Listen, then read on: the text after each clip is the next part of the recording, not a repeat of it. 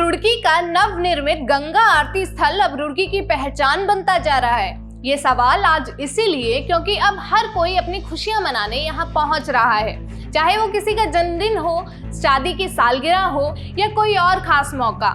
गंगा किनारे आरती का ये नया स्थल लोगों के दिलों में अपनी जगह बना रहा है।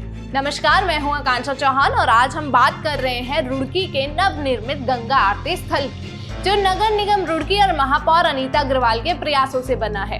ये सिर्फ एक आरती स्थल नहीं बल्कि एक ऐसी जगह बन चुकी है जहां हर कोई अपनी खुशियां मनाने पहुंच रहा है।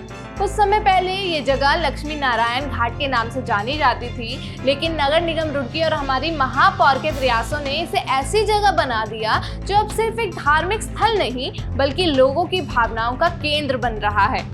पिछले कुछ महीनों में ये गंगा आरती स्थल न सिर्फ रुड़की के लोगों के लिए बल्कि आसपास के इलाकों के लिए भी एक आकर्षण का केंद्र बन चुका है।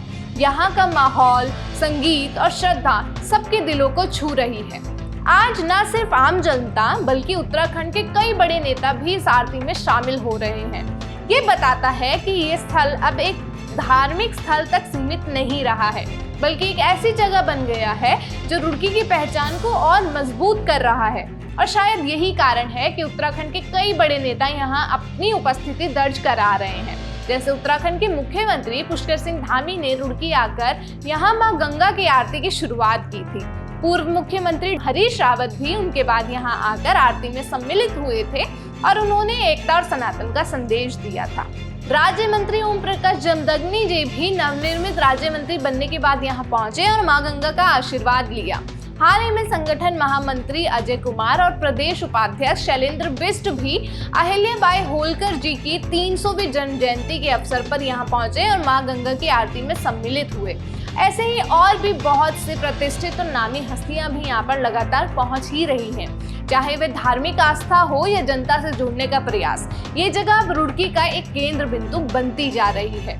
मेयर अनीता अग्रवाल और उनके पति ललित मोहन अग्रवाल का ये कहना था कि यहाँ की जनता गंगा आरती के लिए हरिद्वार या ऋषिकेश ना जाकर यहीं पर गंगा आरती की भव्यता को महसूस कर सके और आगे कुंभ के समय में भी कुंभ यात्रा हरिद्वार की जगह रुड़की से ही शुरू हो सके। जैसे हरिद्वार ऋषिकेश में गंगा आरती होती है तो शाम को सबको लगता है कि चलो गंगा आरती देखने चलते, तो अब यहाँ रुड़की में भी ये शाम को डेली गंगा आरती हुआ करेगी लक्ष्मी नारायण मंदिर के घाट के सामने, और ये पॉजिटिविटी पूरी रुड़की के शहर में फैलेगी। आगे कुंभ आने वाला है, हरिद्वार में इतनी भीड़ रहती है तो हम ये चाहते हैं कि आगे यहीं से जो है आरंभ, ये गंगा क्षेत्र जो है पूजा कुंभ क्षेत्र यहीं से प्रारंभ हो और आदमी यहीं स्नान करके जो वहाँ पर भी इतना लोड नहीं होगा और गंगा वही है, जल वही है, तो क्यों ना यहाँ की जनता को भी और बाहर की जनता को भी इसका लाभ प्राप्त हो। तो आपको क्या लगता है कि रुड़की अब उस और अग्रसर हो रही है?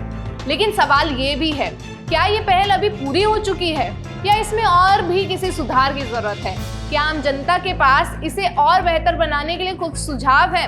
आखिरकार ये जगह जनता के लिए ही तो है। रुड़की की ये नई पहल हमें ये सोचने पर मजबूर करती है कि कैसे आस्था और खुशियों का मेल हमारे सांस्कृतिक धरोहर को और मजबूत बना सकता है।